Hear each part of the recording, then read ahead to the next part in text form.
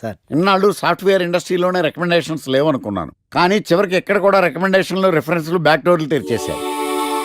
నీకు వచ్చిన అత్యవసర మార్కులకి మామూలు ఉద్యోగమే కష్టం, అలాంటిది సాఫ్ట్వేర్ ఉద్యోగం.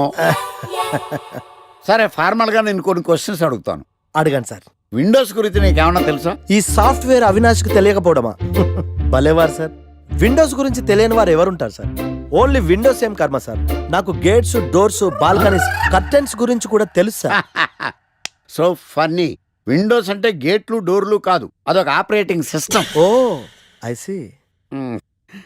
సరే గానీ నీకు లాంగ్వేజెస్ ఏమన్నా వచ్చా? నాకు తెలుగు, ఇంగ్లీష్, హిందీ, సంస్కృతం కూడా వచ్చు సార్.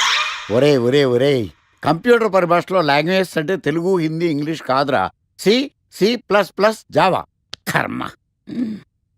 సరే గాని సార్ నిన్న క్వశ్చన్ అడుగుతాను, స్ట్రైట్ గా ఆన్సర్ చేస్తావా? అడగండి సార్. అసలు నువ్వెందుకురా కంప్యూటర్ ఇంజనీర్ అవ్వాలనుకున్నావు? ఎందుకంటారేంటి సార్, ఇందులో ఉన్న ఫెస్టివల్సా? ఓ సారీ, ఫెసిలిటీస్ ఎక్కడున్నాయి sir? What facilities are there? పికప్లు, డ్రాపింగ్లు, పైగా వారానికి 5 వర్కింగ్ డేస్. ఆకలేస్తే పిజ్జాలు, బర్గర్లు, దాహం వేస్తే డైట్ కోక్లు, రెడ్ బుల్, బోర్ కొడితే క్యాఫ్టేరియా, బాగా వర్క్ చేసి అలసిపోతే రీఫ్రెష్ అవ్వడానికి రెస్ట్ రూమ్లు.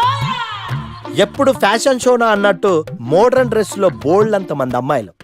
తలపోటు వస్తే సారిడన్, జ్వరం వస్తే క్రోసిన్, బాడీ పెయిన్స్ వస్తే బ్రూఫిన్, తిన్నదరకపోతే డైజిన్. ఇలా ఏ రోగం వచ్చినా స్పాట్ లో ట్రీట్మెంట్.